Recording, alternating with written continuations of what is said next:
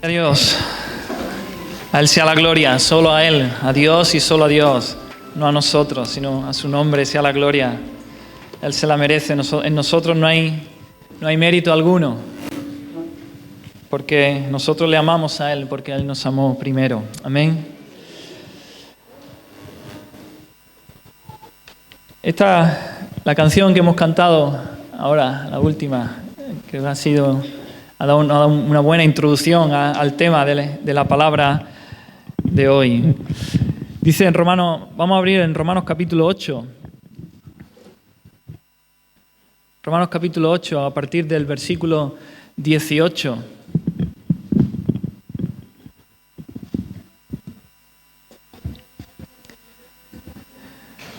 Dice allí el versículo 18 que tengo por cierto que las aflicciones del tiempo presente no son comparables con la gloria venidera que en nosotros ha de manifestarse. Y no sé si recordáis, alguno de vosotros, el 24 de noviembre estuve aquí predicando sobre los versículos ahí del 18 al 22 en este texto. Y decíamos que allí vemos tres gemidos. Pablo habla de tres gemidos en esos versículos del 18 hasta el 27, ¿no? Romanos 8 del 18 al 27. Nos dice allí que en el versículo 22 que la creación gime, y fue lo que vimos en la predicación del 24 de noviembre. Pero también nos dice en el versículo 23 que el creyente, el cristiano, gime también. Y por último, el versículo 26 también nos dice que el Espíritu gime, dice que intercede por nosotros con gemidos indecibles. Pero el contexto en el que Pablo nos señala estos tres gemidos nos lo da este versículo 18, ¿no? El contexto es el de las aflicciones del tiempo presente. Vivimos una vida en la que no es todo color de rosa, ¿verdad? Sino que hay problemas, enfermedades, lucha, hay dolor. Y esa es la realidad. Y él enmarca esos tres gemidos dentro de esa realidad, de las aflicciones que hay en esta vida. Sin embargo, lo que él nos lleva a levantar nuestra mirada del tiempo presente, nos dice que levantemos nuestra mirada de las aflicciones, de los problemas que hoy vivimos y miremos hacia el futuro, miremos a la esperanza que tenemos, miremos a la gloria venidera que en nosotros ha de manifestarse. ¿Y por qué? Porque dice que excede con mucho. La gloria venidera, el gozo que disfrutaremos en el futuro, excede con mucho a las aflicciones que podamos sufrir en este tiempo presente. Es mucho mayor. Así que el cristiano, el Hijo de Dios, espera ese día, en medio de la aflicción y del sufrimiento, espera ese día y lo espera con anhelo, con gran expectación. Así que vamos a leer los versículos del 19, hemos leído ya el 18, del 19 al 22, y vamos a recordar lo que vimos en la última predicación, brevemente. Dice, porque el anhelo ardiente de la creación es el aguardar la manifestación de los hijos de Dios, porque la creación fue sujetada a vanidad, no por su propia voluntad, sino por causa del que la sujetó en esperanza. Porque también la creación misma será libertada de la esclavitud de corrupción a la libertad gloriosa de los hijos de Dios. Porque sabemos que toda la creación gime a una y aún está con dolores de parto hasta ahora. Así que dividimos la predicación en tres partes. No sé si recordáis, pasado, presente y futuro.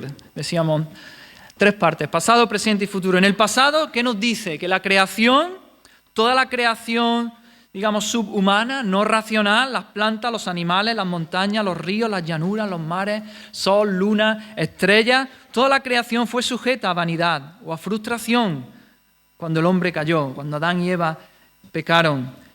Y entonces cayó una maldición sobre toda la creación a causa del pecado. Y la creación no puede cumplir el propósito para el cual fue creada. No puede alcanzar la meta que Dios quiso que la creación alcanzase.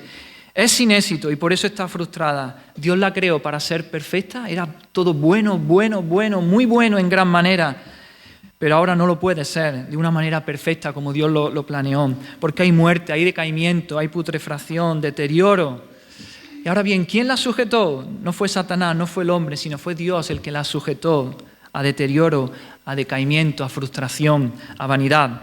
Eso en el pasado, pero en el presente, ¿qué hace la creación? Dice nuestro texto que la creación gime. Y gime con dolores de parto, es decir, no son dolores de desesperación. Es un gemir que anhela y espera con certeza la regeneración, la renovación de todas las cosas. Espera esos cielos nuevos y tierra nueva. Es un gemir que está preñado de esperanza. Es un gemir que está preñado de gozo porque hay seguridad de que algo mejor viene. Y es un gemir también que dice anhelo ardiente. Es un gemir intenso, un deseo intenso de ver restauradas todas las cosas. La imagen que usa Pablo es como que la creación está de puntilla, está con la cabeza así estirada, mirando al futuro porque está deseando de que llegue, de que venga esa restauración de todas las cosas, aún de la propia creación. Mira hacia adelante con expectación, con ansia, el momento. Y dice que mira, no está mirando el momento de que sea liberada, sino está mirando el momento de la redención final de los hijos de Dios. Dice que aguarda la manifestación gloriosa de los hijos de Dios. Porque esa restauración de la creación está unida a la adopción, como veremos ahora, y a la redención de nuestros cuerpos, del pueblo de Dios. Eso en el presente. Y en el futuro, ¿qué hace la creación? Dice que en el futuro será liberada. La creación será liberada. La creación no se restaurará a sí misma, sino que será Dios el que la restaurará. Será Dios el que la liberará de la corrupción, del deterioro, de la muerte, la descomposición. Habrá un rejuvenecimiento de toda la creación, de manera que serán en un sentido totalmente como cielos nuevos y tierra nueva. Serán gloriosamente renovados cuando Jesucristo regrese por segunda vez y nos lleve con Él y nos dé esos nuevos cuerpos y estemos con Él. Así que esto fue lo que vimos en el sermón anterior, vimos este gemido de la creación y hoy nos vamos a centrar en versículos del 23 al 25 que vamos a leer. Y este es el gemido del creyente, los hijos de Dios. Y dice así, Romanos 8, 23 hasta el 25.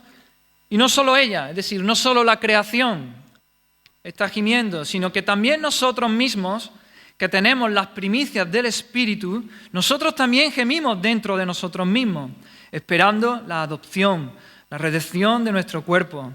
Porque en esperanza fuimos salvos, pero la esperanza que se ve no es esperanza, porque lo que alguno ve, hay que esperarlo. Pero si esperamos lo que no vemos, con paciencia lo aguardamos. Amén.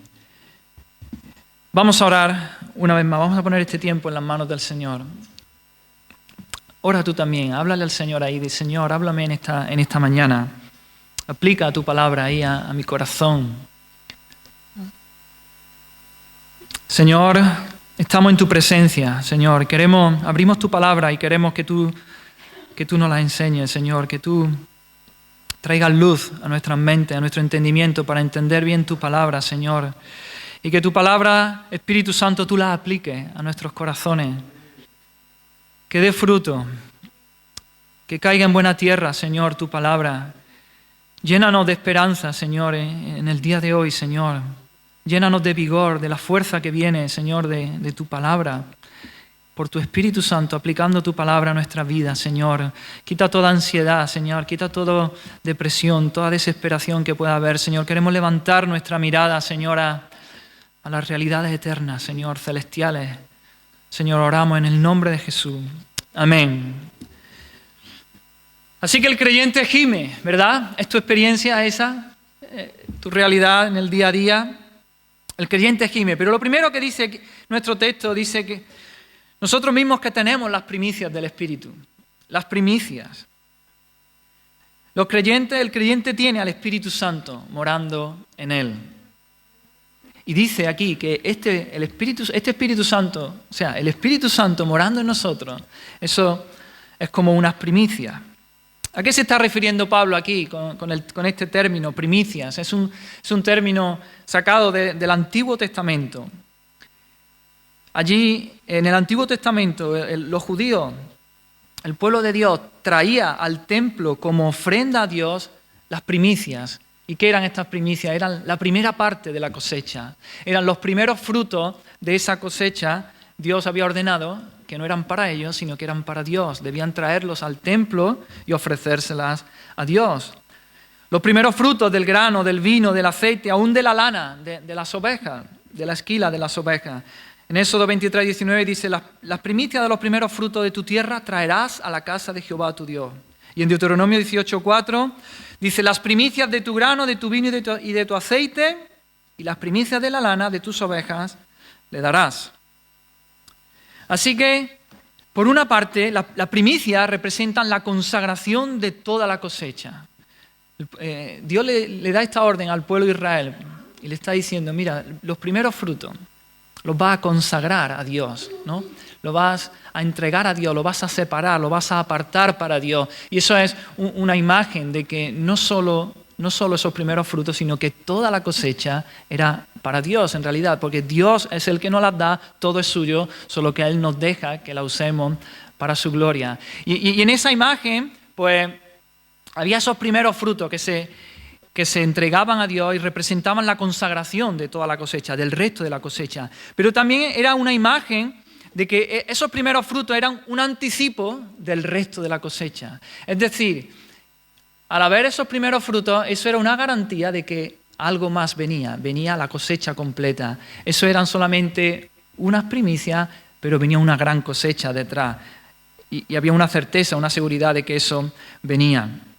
Así que nos dice aquí, en el Antiguo Testamento el hombre traía las primicias a Dios, pero aquí lo que vemos en nuestro texto es que Dios es el que nos da las primicias, nos las da a nosotros, al creyente. Y Dios nos ha dado a su Espíritu como primicias. Y eso hace que nosotros estemos consagrados a Dios, como esa primicia que se consagraban a Dios y que era un símbolo de que toda la cosecha le pertenecía a Dios. Dios nos da el Espíritu y nos consagra a Dios. En el momento que una persona cree en el Señor Jesucristo, pone su confianza en Él, el Espíritu Santo viene y mora en Él. Y nos consagra, nos aparta para el Señor. Y de ahí en adelante, toda nuestra vida, todos los frutos que vengan en nuestra vida van a ser para el Señor, para su gloria y para su nombre. Pero también Dios nos da el Espíritu Santo como ese anticipo de lo que vendrá. El Espíritu Santo viene y mora en nosotros y eso es una seguridad, hermano, una certeza de que hay más. Eso no es todo, hay más. Por eso el cristiano tiene una esperanza. Tenemos la esperanza de un día estar con nuestro Señor, de que se acabe la enfermedad, el dolor, de que ya no haya más pecado, no haya muerte. Y por eso el creyente gime. Así que como ese primer puñado de grano maduro es una prenda, el Espíritu Santo es una prenda, una fianza de que la cosecha entera va a venir. Es una garantía que el Espíritu Santo more en nosotros, es una garantía de que hay una herencia que está en los cielos reservada y que la vamos a recibir un día, que va a ser nuestra. Es un anticipo de lo que vamos a recibir. Esa presencia, esa obra del Espíritu en nosotros, en la vida del cristiano, anticipa y asegura de que vamos a recibir la herencia completa al final. En Efesios 1, 13 y 14, Pablo aquí enseña la misma idea de las primicias. Dice así, Efesios 1, 13, 14, en Él, en Cristo, se está refiriendo, en Él también vosotros, habiendo oído la palabra de verdad, el evangelio de vuestra salvación, y habiendo creído en Él, fuisteis sellados con el Espíritu Santo de la promesa, que es las arras de nuestra herencia, hasta la redención de la posesión adquirida para alabanza de su gloria. Es decir, aquí usa otra imagen, Pablo. La primera dice que fuimos sellados por el Espíritu Santo. El Espíritu Santo es como un sello sobre nosotros, un sello que se estampa. Y en la antigüedad esto tenía tres propósitos, el sello. Uno era el de autentificar algo, de señalar que eso, si tenía el sello, es porque era auténtico, no era algo falso, no era una copia, sino que era auténtico. También indicaba posesión. No, las personas de cierto rango tenían su propio sello y si ponían su sello sobre algo, eso decía, eso es mío, me pertenece, es posesión mía. Y también, en tercer lugar, el sello lo que hacía era proteger las cosas, protegerlo de daño, de intrusión. Y en este sentido vemos como el sepulcro de nuestro Señor Jesucristo dice en Mateo que fue sellado. la piedra fue sellada y pusieron allí a la guardia, porque ¿no? había rumores de que iba a resucitar, habían escuchado los romanos que iba a resucitar y entonces lo sellaron para asegurarlo y protegerlo. Así que la idea aquí en Efesios es que el Espíritu Santo viniendo a morar en nosotros, eso nos autentica delante del Señor. Es decir, si, como dice también antes ahí en Romanos 8, todos los que son guiados por el Espíritu de Dios, estos son hijos de Dios. Si tú tienes al Espíritu Santo en él, si el Espíritu Santo da testimonio a tu espíritu de que tú eres hijo de Dios, eso es una certeza que tenemos de que somos del Señor. Pero igualmente indica posesión, ¿verdad? El que tiene al Espíritu es posesión de Dios. Ya no nos pertenecemos a nosotros mismos, sino que pertenecemos a Dios. Y de igual manera, el tercer aspecto, el de protección. Si tenemos al Espíritu, el Señor está con nosotros. El Señor nos protege y nos guarda. Amén. Y así que Pablo habla aquí en Efesios 1, de que fuimos sellados con el Espíritu Santo de la promesa. Pero también dice que el Espíritu Santo es las arras de nuestra herencia. Arras es esa prenda anticipada, muy parecido a lo de las primicias. Se refiere a la cantidad de dinero, a la señal que damos cuando queremos comprar algo. Se da una señal, una fianza, un dinero por adelantado que asegura, ¿no?, que el pago restante se va a hacer, se va a completar. De la misma manera, ¿no?, el Espíritu Santo morando en nosotros, hermanos, esas arras, esa fianza, esa señal. Y podemos estar seguros de que un día estaremos con el Señor, que todas las bendiciones y toda la herencia que nosotros vamos a recibir se nos va a dar, es segura y la recibiremos. Aleluya. Estos pasajes en Romanos 8, aquí en Efesios 1, nos enseñan, hermanos, que cuando Dios deposita su Espíritu en nuestros corazones, los corazones de sus hijos, eso nos asegura que Él va a otorgarnos más adelante el total restante de todas las bendiciones de la salvación que merecemos. ¿Por qué? Porque en base al sacrificio de Cristo. Tenemos esa seguridad y esa garantía de la gloria que ha de venir, que esa gloria se hará presente cuando Cristo regrese y estemos con Él. Pero también podemos decir que puesto que el Espíritu Santo mora en nosotros y su obra en nosotros y a través de nosotros es un tipo de primicias espirituales. El Espíritu en nosotros va a dar fruto. Y cuando un hijo de Dios, cuando una persona recibe al Espíritu Santo, hay fruto en su vida, ¿verdad? Su vida cambia. Hay fruto del Espíritu. Ese fruto que habla en Gálatas 5, 22 y 23. Amor, gozo, paz, paciencia, benignidad, bondad, fe, mansedumbre, templanza. Hay fruto de nuestra nueva vida. Y eso asegura de que toda nuestra vida, a lo largo de toda nuestra vida, iremos creciendo en ese fruto, de que si hay un primer fruto va a haber un crecimiento en ese fruto. Es un anticipo para saborear el fruto final. Así que dice, tenemos las primicias, el Espíritu Santo en nuestra vida. Y por lo tanto, el que tiene el Espíritu Santo gime. Es lo que dice aquí nuestro texto. También nosotros mismos que tenemos las primicias del Espíritu, nosotros también gemimos dentro de nosotros mismos.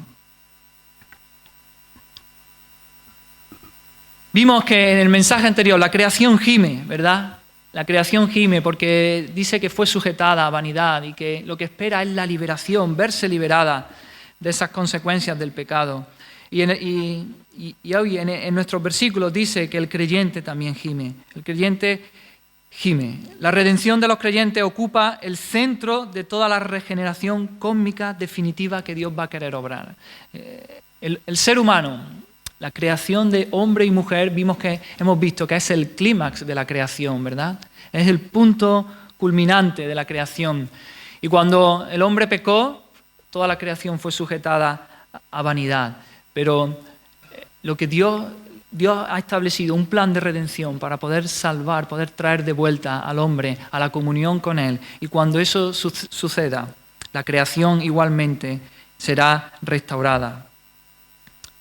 Y vimos en este gemir de la creación, vimos que había dos elementos. Por un lado había dolor y sufrimiento, era como dolores de parto, ¿recordáis? Había dolor y sufrimiento, pero por otro lado había esperanza. Hay dolor y sufrimiento, pero hay esperanza. Esto lo vimos en la creación. Y de la misma manera, en el gemido del creyente vemos los mismos elementos. Hay dolor, hay aflicción, hay sufrimiento, pero hay esperanza también. Esperamos. El creyente gime porque hay dolor en el cuerpo, ¿verdad? Porque hay sufrimiento físico, hay enfermedad, consecuencias del pecado, consecuencias de vivir en un mundo caído.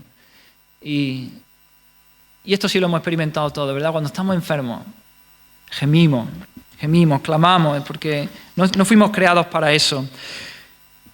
Pero el Hijo de Dios, el creyente, aquel que tiene al Espíritu Santo como primicia, también gime por el dolor y el sufrimiento que le causa el pecado, que le causa esos restos de pecado que aún hay en nosotros, que nos tientan y que en ocasiones nos hacen caer, pecar, ¿no? Hacen que mordamos el polvo, que pequemos, que no queremos, pero a veces, en ocasiones, caemos y el creyente gime cuando peca.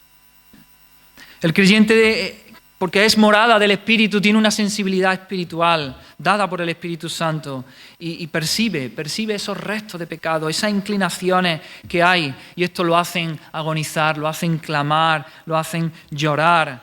En ocasiones nos vemos abrumados, ¿verdad? Dice, ¿cómo puede haber en mí este pensamiento? ¿Cómo puede haber en mí esta actitud, esta inclinación? Consecuencia del pecado. Y entonces gime. El creyente gime. Y no solo por su pecado, sino vemos el pecado en otro, vemos el pecado en el mundo, en la sociedad, y el creyente sabe que esa no es la voluntad de Dios, que ese no es el final, ese no es el propósito para el que Dios nos ha creado, y entonces clama y gime. Gemimos dentro de nosotros mismos por la terrible maldición del pecado, que aún se sigue manifestando por medio de nuestra condición humana residual, de esos restos de pecado que hay en nosotros. Y ante esta realidad, el salmista, el rey David, en el Salmo 38 dice, porque mis iniquidades se han agravado sobre mí, mis iniquidades se han agravado sobre mi cabeza, como carga pesada se han agravado sobre mí. Y entonces ahí él clama y llora y gime al ver el pecado en su vida. Pablo también, el apóstol Pablo también anhelaba, clamaba por despojarse de todos esos restos de pecado. En 2 Corintios 5:4 dice, porque los que estamos en este tabernáculo, refiriéndose al cuerpo, gemimos con angustia, porque no quisiéramos ser desnudados, sino revestidos para que lo mortal sea absorbido por la vida. Mientras sigamos, hermano, en esta tienda provisional, que este cuerpo, seguiremos luchando contra el pecado. Tenemos que seguir mortificando la carne. Tenemos que ir despojándonos de maneras de pensar, de nuestro viejo hombre, vicios que traemos de nuestra vida anterior de conocer a Cristo. Y tenemos que luchar y batallar y gemir en contra de esos patrones de conducta, maneras de pensar, actitudes que traemos que cuando uno viene a Cristo no desaparecen así de una. Se nos da una nueva naturaleza, la vieja naturaleza ha muerto, ha sido crucificada juntamente con Cristo, pero aún batallamos con esos restos, con esos vicios, esas estructuras, esas maneras de pensar. Y el cristiano gime. ¿Amén? ¿Te sientes identificado con estas cosas? Pero en tercer lugar, gemimos por el dolor, por la enfermedad, el sufrimiento físico, enfermedad. Gemimos porque hay pecado, hay resto de pecado en nuestra vida y clamamos. Pero en tercer lugar, el cristiano gime también, porque hay una esperanza, como venimos diciendo, puesta delante de él. Esta frase de los que tenemos, también nosotros, que tenemos las primicias del Espíritu, también puede traducirse con porque tenemos las primicias del Espíritu o aunque tenemos las primicias del Espíritu. Es decir, la idea es que aunque ya las tenemos, las primicias, es decir, ya hemos sido enriquecidos con muchas bendiciones de lo alto, pero sabemos que hay más. Y tratamos de alcanzar aún lo que no se nos ha dado, lo que está por recibir. Dicho de otra manera, porque ya tenemos las primicias del Espíritu, estamos convencidos de que hay mucho más, de que hay más aún preparado para nosotros y por eso gemimos. porque anhelamos de manera ardientemente, tenemos un gran deseo de recibirlo. Es como si Pablo dijese, aunque ya hemos recibido tanto, hemos recibido la salvación, el Espíritu, pero gemimos dentro de nosotros porque esperamos más, queremos más, sabemos que hay más. El hecho de que tengamos el Espíritu Santo, ¿no te pasa, hermano? Eso te da un sentido de carencia, de que nos falta algo, que todavía no hemos llegado, que todavía esto no puede ser todo lo que la vida abundante que el Señor nos ha prometido. Hay más y queremos llegar a ese día, tenemos esa esperanza de cuando nuestros cuerpos sean redimidos. Así que, hermano, cuando te duele una muela, por ejemplo, ¿no? O cuando tengas dolor de cabeza, cuando te dé fiebre, o aún peor, o cuando enfrentes el cáncer, o un infarto, o una enfermedad, gime, ahí clama a tu Dios, pero hazlo con esperanza, con esperanza. No te quedes como a los mulos o a los caballos que se les pone aquí en los ojos para que solo vean lo que tienen delante de sus ojos. Levanta tu cabeza, mira, clama anhelando ese día en el que ya no habrá ni más dolor de muela, ni dolor de cabeza, ni fiebre, ni habrá cáncer, ni habrá infarto, ni ninguna otra enfermedad degenerativa que puedas tener. Ya no habrá más. Mira con fe, mira con perseverancia a ese día en el que Cristo regresará y nos dará nuevos cuerpos glorificados y consumará de manera completa nuestra salvación y nuestra redención. Hermanos, gime, pero por esos restos de pecado que aún quedan, por eso, como digo, por esas maneras de pensar, esa estructura, esos vicios, esos restos que hay en nuestra vida. Llora, duélete cuando veas pecado en tu vida, cuando veas maneras de pensar, actitudes que son contrarias a la palabra de Dios. Gime, clama, lucha. Pregunto, ¿hay lamento en ti cuando ves esos pensamientos pecaminosos? ¿Lloras, clamas? Cuando ves esas actitudes de tu corazón que no honran a Dios, ¿te duele? ¿Estamos clamando y anhelando ese día cuando el Señor venga y nos veamos libres del cuerpo de pecado y recibamos esos nuevos cuerpos? Oh, hermano, gime, clama a causa del pecado en tu vida. No te acostumbres a eso. No te acostumbres, no digas, es que yo soy así, es que yo no puedo con esto. Lucha contra el pecado, no te acostumbres, no convivas con ello. No es tu naturaleza. Si has nacido de Dios, si has nacido de nuevo, tienes una nueva naturaleza, eres una nueva criatura, así que no te acostumbres al pecado. Esa no es tu identidad, esa no es tu naturaleza. Gime, clama, tienes al Espíritu como primicia morando en ti. Así que lucha y gime. Y gime, hermano, clama porque el Señor Jesús regrese a por su iglesia. Clama y di, sí, Señor Jesús, ven pronto, ven, tu iglesia te espera. Clama por tu herencia que está reservada en los cielos. Gime por esos tesoros que son nuestros, que están por venir, pero que nos serán dados cuando nuestro Señor regrese. Hay más de la vida que ya estamos aquí disfrutando. Hay más. Hay mucho más, así que gime y clama, hermano. Y sigue diciendo el versículo 23, que gemimos dentro de nosotros mismos, esperando, ¿qué esperamos? Dice la adopción, la redención de nuestro cuerpo.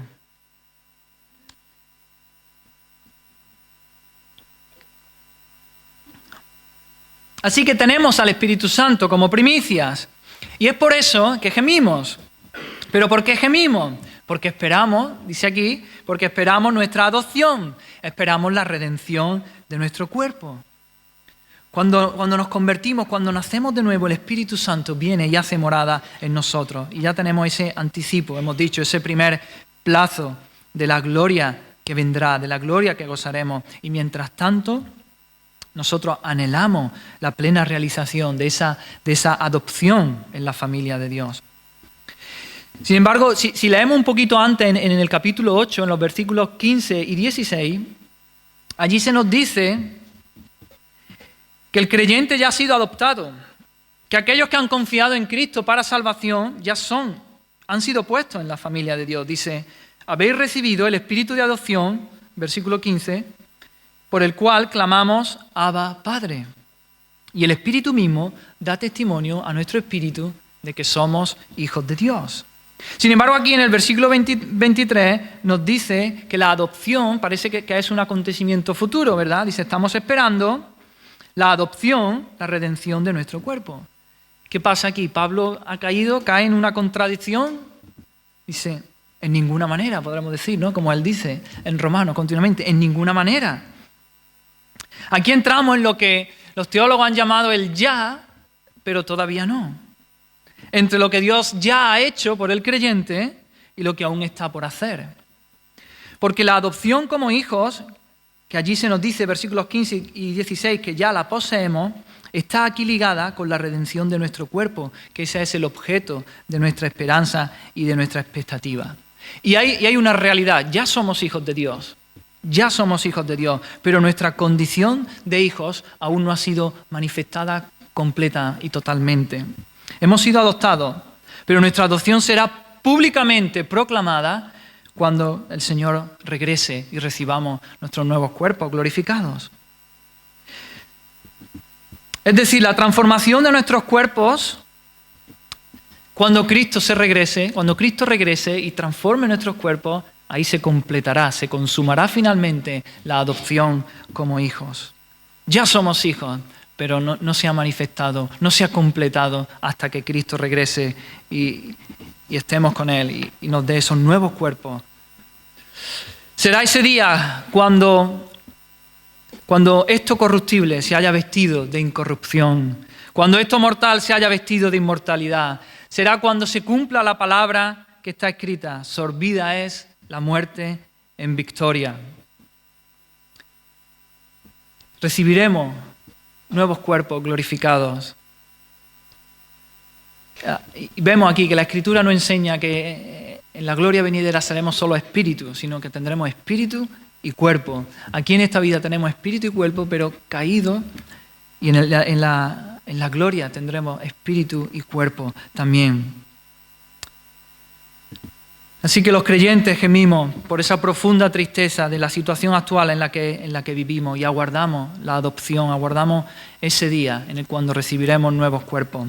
Dice en 2 Corintios 5, del 2 al 4, dice, por eso también gemimos, deseando ser revestidos de aquella nuestra habitación celestial. Pues así seremos hallados vestidos y no desnudos. Porque asimismo los que estamos en este tabernáculo gemimos con angustia, porque no quisiéramos ser desnudados, sino revestidos para que lo mortal sea absorbido por la vida. Aleluya. Y en el versículo 19 vimos allí que la creación dice que aguarda, y veíamos que era un término fuerte, ¿verdad? Que con muchos deseos, con ansia, está esperando, está como de puntilla ahí mirando hacia adelante. Y aquí en el versículo 23 dice que los creyentes esperamos. Se ha traducido con una diferente palabra, pero el término es el mismo. Se refiere a esperar con gran anticipación, con ansia, pero también con paciencia. Tiene esa connotación de preparación, de persistencia hasta que el acontecimiento esperado ocurra. La creación espera la redención final de los hijos de Dios, pero el creyente también espera con muchas ganas, aguarda ¿el qué? La adopción, la redención de su cuerpo. La realidad es que mientras estemos en este cuerpo actual, no seremos libres totalmente de la presencia del pecado. Aunque el Señor sí nos ha dado la victoria completa sobre el dominio y la esclavitud del pecado. No somos esclavos al pecado. Si tú has nacido de Dios, como hemos dicho antes, tienes una nueva naturaleza. El diablo y el pecado no es tu dueño, no es tu amo. Tú puedes no pecar, eres libre, has sido liberado de la esclavitud del pecado. Pero como decimos, aún hay restos. No hemos sido liberados completamente de la presencia del pecado. Y esa es la lucha que tenemos. El incrédulo, el que no tiene al Espíritu, ese sí está esclavizado al pecado, pero no el Hijo de Dios, que ha recibido una nueva naturaleza. En ocasiones somos tentados, en ocasiones caemos, y eso nos duele, nos preocupa nuestro pecado, y por eso luchamos y batallamos hasta ese día. Estamos esperando hasta ese día de la adopción, la redención de nuestro cuerpo. Hermanos, nosotros, los hijos de Dios, somos nuevas criaturas. Estamos en Cristo y somos una nueva criatura. Pedro también dice que los hijos de Dios se nos ha dado todas las cosas que pertenecen a la vida y a la piedad, nos han sido dadas por su divino poder. Tenemos todos los recursos para vivir una vida en santidad, una vida como es agradable a Dios. Nos dice allí Pedro también que somos participantes de la naturaleza divina. Esa es nuestra esencia, eso es lo que somos, esa es nuestra naturaleza, nuevas criaturas. Todas las cosas que pertenecen a la vida y a la piedad nos han sido dadas. Somos participantes de la naturaleza divina. Es por eso que amamos a Dios, es por eso que aborrecemos el pecado, es por eso que tenemos anhelos de santidad, de obedecer a Dios, de andar en los caminos del Señor. Pero mientras sigamos atados a estos cuerpos mortales, a esos restos, a esos residuos, estamos en lucha y estamos en batalla. Pero no bajes la guardia, hermano, no sueltes la espada, pelea, lucha. Dice en Romanos 6 también, nuestro viejo hombre fue crucificado. Hermano, nuestro viejo hombre fue crucificado para que el cuerpo del pecado sea destruido, a fin de que no sirvamos más al pecado. No tenemos por qué servir más al pecado. Por eso sigue diciendo allí en Romanos 6 más adelante, no reine, nos amonesta Pablo, no reine el pecado en vuestro cuerpo mortal, de modo que lo obedezcáis en su concupiscencia. No presentéis vuestros miembros al pecado como instrumentos de iniquidad. No, ese no eres tú si tienes al Espíritu Santo. Dice, sino presentaos vosotros mismos a Dios como instrumentos de justicia. Con tu cuerpo, con este cuerpo, haz justicia, vive en santidad. No tienes por qué obedecer al pecado.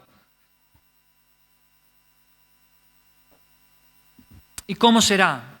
¿Cómo será ese cuerpo glorificado? Bueno, ahí no voy a entrar. Simplemente voy a leer 3 versículos que nos dicen que seremos semejantes al cuerpo resucitado de nuestro Señor Jesucristo. Seremos semejantes a Él. Algunos versículos ya se han leído en esta mañana. Romanos 6:5 dice que si fuimos plantados juntamente con Él en la esperanza de su muerte, así también lo seremos en la de su resurrección. Filipenses 3:21 dice que el Señor transformará el cuerpo de la humillación nuestra para que sea semejante al cuerpo de la gloria suya. Y 1 Juan 3:2 dice, amados, ahora somos hijos de Dios y aún no se ha manifestado lo que hemos de ser. Pero sabemos que cuando Él se manifieste, seremos semejantes a Él, porque le veremos tal como Él es. Amén. Aleluya. Esa es nuestra esperanza. Recibiremos nuevos cuerpos. ¿Estamos esperando eso, hermano? Esto parece algo este tema, ¿no? Muy teórico y muy bueno. ¿Y esto ahora cómo se come esto? ¿Cómo lo traigo yo a la vida diaria? Pues tienes que coger tu Biblia, coger las promesas del Señor ahí y comértela y bebértela y recordártela y ponértela en el espejo y en el frigorífico. Y ahí está la pelea, la batalla, lucha, levanta tu mirada en medio de las luchas, de las aflicciones. ¿Estamos esperando con todo el corazón la redención de nuestro cuerpo, hermano? A veces estamos demasiado anclados aquí en la tierra. Necesitamos elevarnos, levantar nuestra mirada y mirar a la eternidad. ¿Estás anhelando ardientemente ser revestido de ese cuerpo celestial? Y mientras tanto, mientras estamos aquí en la espera, ¿te estás preocupando por el pecado que hay en tu vida? ¿Estás luchando, estás batallando contra él? ¿Amas a Dios? ¿Aborreces el pecado? ¿Tienes esos anhelos de santidad, de obedecer la palabra de Dios? Espero que así sea, hermano. No bajes la guardia, no tires la toalla, sigue luchando, sigue batallando. Esto es un breve lapso de tiempo, esta vida. Pasaremos una eternidad sin dolor, sin llanto, sin enfermedad. Muy bien, y seguimos avanzando en nuestro texto, versículo 24. Ahí nos habla de la esperanza, porque en esperanza fuimos salvos.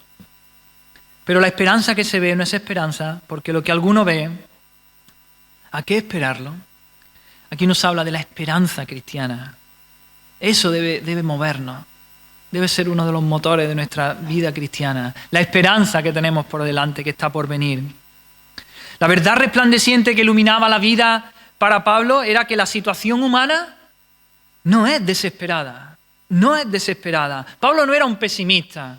El cristiano no es un pesimista. Ve la realidad del mundo, que es mala, que está caída en el pecado. El príncipe de este mundo está gobernando, pero el cristiano no es un pesimista, porque tiene una esperanza, porque mira más allá. Pablo veía el pecado humano, veía el estado en el que estaba el mundo, pero también veía el poder redentor de Dios. Por lo tanto, lo veía todo con esperanza. La vida para Pablo y la vida para el Hijo de Dios no es una espera desesperada, no. No es una espera desesperada del trágico final de un mundo sitiado por el pecado, por la muerte, por la corrupción. No, sino que es una anticipación anhelante de la liberación, de la renovación, de la recreación que obrará la gloria y el poder de Dios. Esa es la esperanza cristiana, hermano. Para Pablo la vida no era una fatigosa y frustrante espera, sino una expectación gozosa y trepidante. Ahora bien, eso no nos hace vivir como en un mundo irreal o en un mundo de fantasía. Esto no es que yo me creo mi mundo, ¿no? A veces los incrédulos nos dicen eso. Claro, los cristianos vivían en vuestro mundo ahí del siglo venidero, de lo que va a venir. No, vivimos aquí y somos conscientes de la enfermedad, de la realidad que vivimos. No vivimos en un mundo irreal de ensueño. Estamos involucrados en la situación humana. Estamos metidos ahí en la vida y luchamos, como venimos diciendo, por dentro luchamos con los restos de pecado, pero por fuera vivimos en un mundo de muerte y corrupción. Sin embargo, el cristiano no vive solo anclado en este mundo, sino que también levantamos nuestra mirada a Cristo, a la gloria que vendrá. No miramos solamente las cosas de este mundo, sino también que miramos a Dios. Vemos las consecuencias del pecado, pero vemos el poder de Dios también, su misericordia, su amor. Y esa es la clave, o una de las claves de la vida cristiana, la esperanza, no la desesperación, hermano. Hay esperanza. Nuestra salvación fue planeada, ya sabemos, desde la eternidad. El Señor nos escogió para salvación. Luego, en el tiempo presente, es cuando venimos al Señor, nos arrepentimos y creemos. Y en el futuro, pero ahí no termina, y en el futuro hay una esperanza. Nuestra salvación se consumará en el futuro. Por eso dice aquí Pablo que en esperanza es que fuimos salvos. En esperanza fuimos salvos. La salvación no nos llega en un solo paquete, ¿no? En bloque, no. En el pasado fuimos elegidos, en el presente, como ya hemos dicho, cuando uno viene a Cristo, somos llamados, uno es regenerado, nacemos de nuevo, tenemos la conversión, arrepentimiento y fe. El Señor nos justifica, nos presenta justos delante de Dios, pero aún queda un proceso de santificación, ¿verdad? En el que estamos, en el presente y en el que se va a alargar hacia el futuro hasta que el Señor venga. Y tenemos en el futuro una esperanza de glorificación, de recibir nuevos cuerpos y que estemos con Él. Así que cuando experimentamos el poder del Espíritu Santo en nuestra vida, eso nos permite abandonar la iniquidad y servir y obedecer, amar a Dios. Y eso supone un adelanto de la renovación futura y completa y perfeccionada que Él obrará en nosotros. Cada vez que vemos a Dios obrando su justicia en nosotros y a través de nosotros, hermanos, eso hace que anhelemos con mayor tesón esa esperanza, ese final. Anhelemos ser liberados del pecado y de la debilidad que experimentamos en este cuerpo mortal. Y anhelamos y clamamos por la redención de nuestro cuerpo. Ahora bien, como otras veces hemos dicho, la esperanza cristiana debemos distinguirla de la esperanza con la que hablamos en el día a día, en la vida diaria. La gente habla, pues tengo la esperanza de lo que sea, tengo la esperanza de encontrar un mejor trabajo, tengo la esperanza de un futuro mejor, tiene la esperanza de que algo bueno suceda en el futuro, pero esa esperanza no es real, no es certeza, puede que se dé o puede que no se dé. Esta esperanza la podemos ilustrar como, imagínate que hay una persona ahogándose, imagínate que una persona está ahogándose y tiene la esperanza, ve un pelo colgando por ahí y tiene la esperanza de agarrarse a ese pelo y poder salvarse. Es una esperanza sin fundamento, ¿verdad? La esperanza cristiana no se basa en una probabilidad, sino que se basa en las promesas del Señor, en la palabra del Señor. Nuestra esperanza no incluye la posibilidad, sino que consiste en la garantía, en la seguridad de nuestro Señor mismo, de que Él cumplirá su palabra y su promesa. La esperanza cristiana es firme, es segura, porque está anclada firmemente en Dios, está clavada en Dios, en su promesa, en su palabra y en el Señor Jesucristo, en su carácter, que es inmutable, que no cambia, y en su obra, que es perfecta. El escritor de Hebreos lo dice, Hebreos 6, 17 hasta el 20. Dice, por lo cual, queriendo Dios mostrar más abundantemente a los herederos de la promesa la inmutabilidad de su consejo, interpuso juramento, para que por dos cosas inmutables, en las cuales es imposible que Dios mienta, tengamos un fortísimo consuelo los que hemos acudido para asirnos de la esperanza puesta delante de nosotros, la cual tenemos como segura y firme ancla del alma, y que penetra hasta dentro del velo donde Jesús entró por nosotros como precursor, hecho sumo sacerdote para siempre, según el orden de Melquisedec. Dice aquí que por dos cosas inmutables, estos son su promesa, la promesa de Dios, la palabra de Dios, y la otra, el carácter de Dios. Porque dice que juró por sí mismo. En un versículo anterior dice que interpuso juramento, pero Dios juró por sí mismo, por su carácter. Y conocemos a Dios, conocemos su carácter, conocemos su palabra y sus promesas. Y por lo tanto es una certeza, es una esperanza que es cierta, segura, porque está anclada en la palabra de Dios, en su promesa y en su carácter, que Él no cambia, que Él es inmutable. Y no solo eso, sino que dice más aún, tenemos asegurada esa esperanza, hermanos, porque Cristo está intercediendo por nosotros.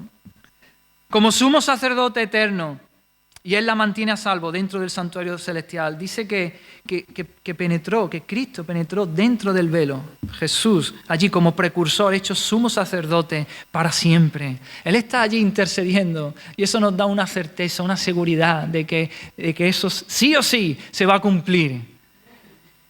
Luego más adelante en Hebreos 7:25 dice que Jesús viviendo siempre para interceder por ellos, por su pueblo, por nosotros. Así que la esperanza cristiana trasciende la expectativa que podemos tener en esta vida y se apoya confiadamente en la segunda venida del Señor, en la consumación de esa redención que tendrá lugar cuando nuestro Señor regrese. Yo me pregunto, hermanos, ¿cómo es nuestra visión de la vida? ¿Es pesimista? ¿Es tu visión de la vida pesimista? A veces no nos damos cuenta y estamos continuamente o quejándonos o hablando mal de la vida, de la situación. Y por un lado tenemos que ser realistas y ver la situación de la vida y que no es color de rosa, que hay dolor, enfermedad y vivimos en un mundo caído, lleno de pecado. Pero hay una realidad también que no podemos negar, hermanos, y en la que hacemos bien en meditar, y eso trae salud a nuestras almas. Y es la esperanza cristiana, ese futuro que tenemos. Es una realidad que no podemos negar, que vivimos en un mundo caído, lleno de dolor, de enfermedad y de sufrimiento. Pero, hermano, el Hijo de Dios se eleva por encima de todo eso y tiene una visión positiva de la vida, porque tiene una esperanza. Tiene una esperanza que supera con mucho la realidad que vivimos en el aquí y en el ahora. ¿Vives en desesperación? ¿Vives lleno de ansiedad? Pues levanta tu mirada al futuro. Levanta tu mirada con expectación al regreso de tu Señor. Allí todo dolor, toda frustración, todo pecado terminará. Gozaremos por siempre, hermano, de la presencia del Señor. Esa salvación es segura, hermano, es tan segura. Si tú tienes al Espíritu Santo morando en ti, es segura. Es tan segura que como Pablo también más adelante, él habla de la glorificación en pasado. Dice, a los que predestinó, a estos también llamó. A los que llamó, justificó. Y a los que justificó, glorificó. Para el Señor Jesús ya estamos glorificados allí. Por eso podemos hablar con la salvación como algo presente, pero también podemos hablar como algo futuro que recibiremos. Aleluya. Gloria a Dios. Versículo 25. Ya estamos concluyendo. Dice, pero si esperamos lo que no vemos, con paciencia lo aguardamos.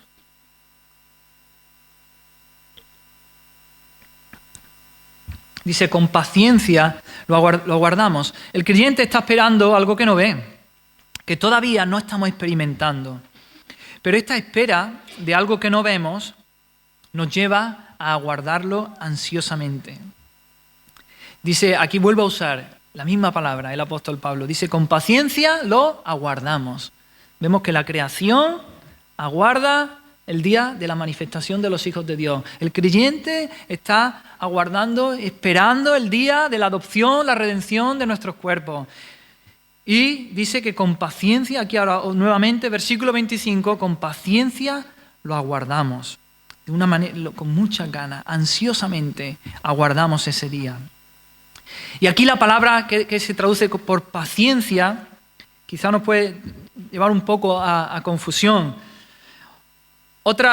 En otros versículos, esta misma palabra del griego se traduce por constancia o por perseverancia.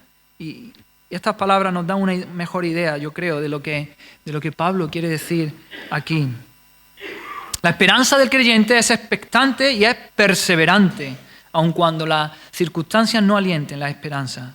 Es como Abraham, ¿acordáis? El testimonio de la Escritura es que Abraham creyó en esperanza contra esperanza.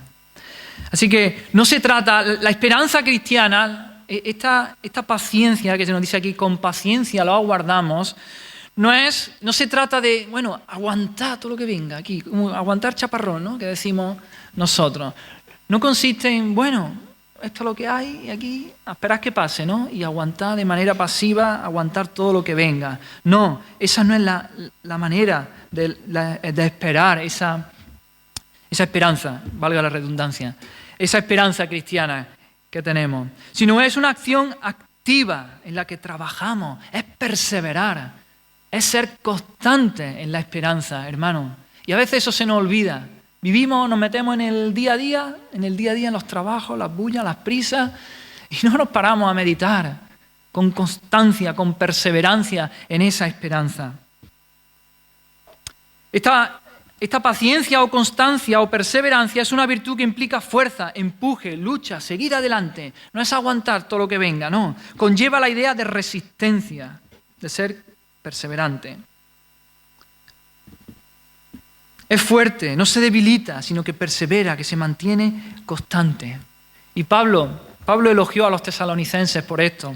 Dice en 1 Tesalonicenses 1, dice él que Pablo, Silvano y Timoteo, dice que se acordaban de los tesalonicenses y que oraban por ellos.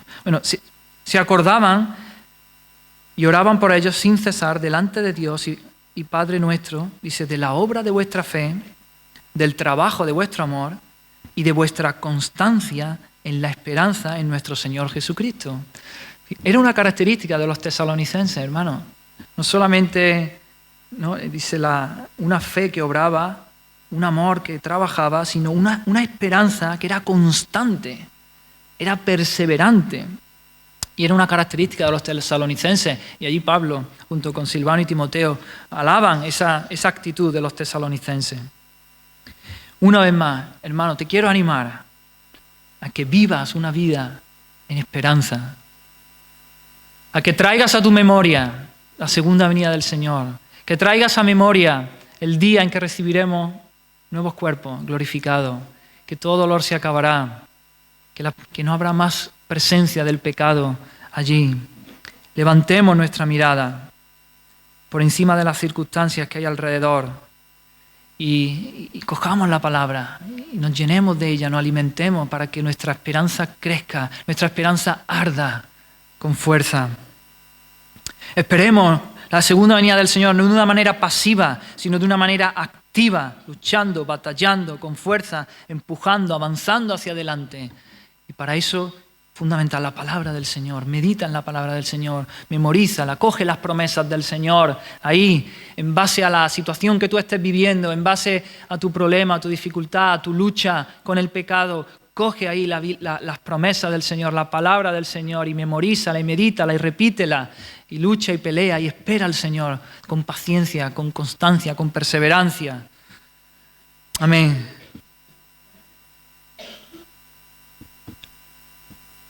Ahora bien, continuamente he estado diciendo, no, hermano, porque todo lo que venimos diciendo, todas estas promesas, toda esta esperanza de redención, toda esta esperanza de recibir nuevos cuerpos glorificados, solamente es verdad, solamente se aplica a los que gimen.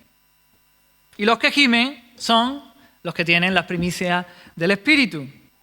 Solo aquellos que tienen al Espíritu morando en ellos.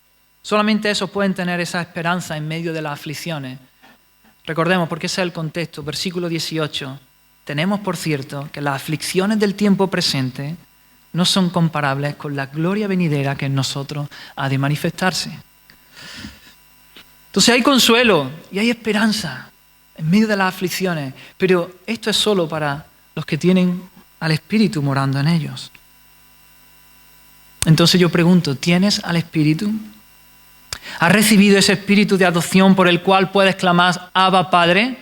¿Sabes lo que es esa experiencia de clamar Abba Padre, de clamar Papaíto, Señor, mi Padre? ¿Tienes el testimonio del Espíritu Santo dando a tu espíritu ese testimonio de que eres hijo de Dios? Bien, si no es así, yo quiero decirte una vez más, hay esperanza. Hay esperanza. Una vez más quiero proclamar desde aquí el mensaje del Evangelio de nuestro Señor Jesucristo. Fuera de Cristo no hay esperanza. Fuera de Jesús no hay esperanza.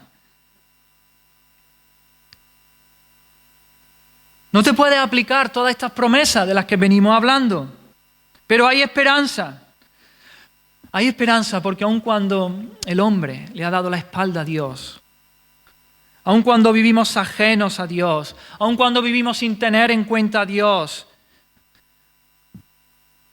viviendo nuestras vidas sin agradarle, sin obedecer su ley, aun cuando este mundo vive esclavo del pecado, alejados de Dios, muertos en sus pecados, aun a pesar de todo eso, Dios, que es rico en misericordia, Dios envió a su Hijo Jesucristo a este mundo. Este mundo que había sido hecho por Dios, este mundo que había sido creado por medio de la palabra de Dios, por medio de Cristo. Ahora Cristo viene y se mete en su creación, viene y se mete en su mundo. Él viene aquí a su creación y vive de una manera perfecta. Vive como Dios manda. Vive guardando la ley de Dios, cumpliendo todos los mandamientos de Dios en todo momento, en toda su amplitud, en pensamiento, en obra, en palabras. Nunca pecó. Él merecía el abrazo del Padre, merecía el abrazo de Dios, el beso de Dios. Sin embargo, ¿qué recibió? Recibió la ira de Dios, recibió el desamparo de Dios, el abandono, el sufrimiento, el castigo, la muerte, la cruz. ¿Y por qué? ¿Por qué tuvo que sufrir eso? Nuestro Señor Jesucristo. Podemos gritar, no es justo, si Él fue perfecto y no vivió. Pero sí es justo. Porque la Biblia nos enseña que Cristo estaba cargando con los pecados de su pueblo. La ira de Dios cayó sobre Cristo en la cruz porque Él estaba lleno de pecado. No de su pecado, sino estaba cargando el pecado de su pueblo. Él estaba recibiendo el castigo que nuestros decían. Cristo en la cruz está pagando por el pecado de aquellos que creyeron, que creen hoy y que creerán. ¿Lo crees? ¿Crees esto? ¿Crees que Jesús estaba allí en la cruz cargando con tus pecados? ¿Recibiendo de Dios Padre el castigo que tus pecados merecían? ¿Lo crees? Oh, cree en esto, créelo, pon tu fe en ese hombre crucificado hace 2000 años, a las afueras de Jerusalén, en el monte Calvario, allí colgado de una cruz. Él estaba allí pagando por tus pecados, si tú vienes con fe y arrepentimiento a Él. Arrepiéntete de tus pecados, arrepiéntete de haber vivido una vida dándole la espalda a Dios, pasando de Dios completamente, ignorándolo, viviendo la vida como tú querías, como te daba la gana. Arrepiéntete de eso. Y cree en el Señor Jesucristo. Y Él ha prometido que a los que vienen a Él, Él le dará las primicias de su Espíritu Santo. Y podrás gemir y podrás esperar con paciencia ese regreso de Cristo. Podrás esperar que un día recibirás nuevos cuerpos, un cuerpo glorificado.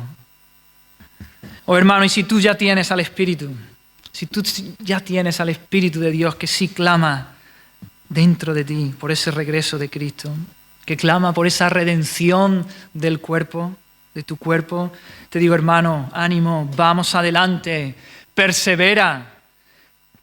Sé constante, sé perseverante, sé paciente, pero no de manera pasiva, no a verlas venir, no aguantando, resignado. Y decir, a ver, si es que esto es lo que hay. No, hermano, espera en el Señor Jesucristo, espera su venida, pero hazlo de manera activa, pelea la buena batalla de la fe, lucha, cree en esperanza contra esperanza. Abre tu Biblia cada día, léela, créela, proclámala. Vívela, vive de acuerdo a la palabra de Dios, vive de acuerdo a sus promesas y en medio de las aflicciones y del dolor, cree las promesas del Señor. Levanta tu cabeza porque tu redención está cerca, tu redención está cerca. Vive con la cabeza en alto esperando esa adopción final, esa redención de tu cuerpo, porque hay mucho más, hay muchas más bendiciones que están por llegar, que están por venir. Hermano, recibirás la herencia incorruptible, incontaminada, inmarcesible que nuestro Dios nos tiene reservada allí en los cielos. Así que pelea, batalla, levanta tu mirada, aférrate a la palabra del Señor. Amén. Vamos a orar. Oh Señor, gracias por tu palabra. Oh Señor, gracias por la esperanza que en ti tenemos, Señor. Gracias por tus promesas. Gracias por tu Espíritu Santo que mora en nosotros. Gracias, Señor. Gracias. Anhelamos, Señor, ese día cuando tú regreses, Señor. Anhelamos vernos libres, Señor, de la presencia del pecado. Anhelamos ese día, Señor, cuando ya no habrá dolor, ni muerte, ni enfermedad, Señor. Oh, Señor. Yo oro, Señor, por mis hermanos, Señor, que están luchando, Señor, con la enfermedad, por mis hermanos que están luchando con la desesperanza, quizás, con la desesperación, con la ansiedad, con la depresión. Oh, Señor, ven con tu palabra, Espíritu Santo. Oh, levanta su mirada, que podamos erguirnos y levantar nuestra mirada y esperar ese glorioso día en el que tú regreses, Señor. Ayúdanos, Espíritu Santo, a vivir confiado en tu palabra. Ayúdanos, Espíritu Santo, a vivir agarrado a tus promesas, Señor.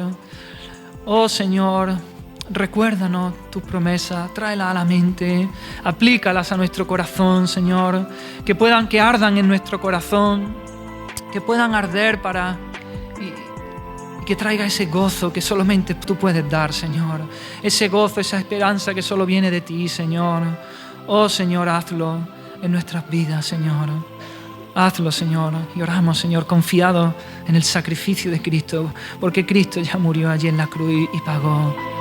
Y sabemos que tú nos oyes, Señor. Amén. Amén, Señor. Gracias, Señor.